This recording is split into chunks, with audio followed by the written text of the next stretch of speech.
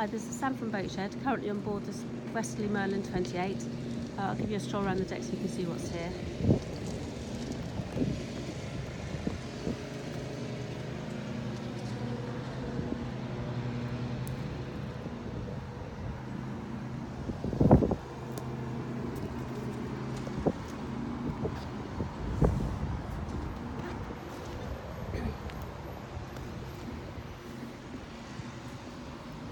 Just stepping into the cockpit now.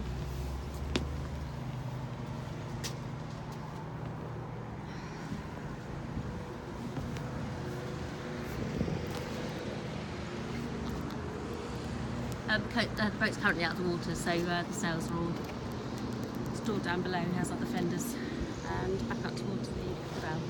If you'd like any more information on this boat, please go to boatshedportsmouth.com, where you'll find plenty of videos and photographs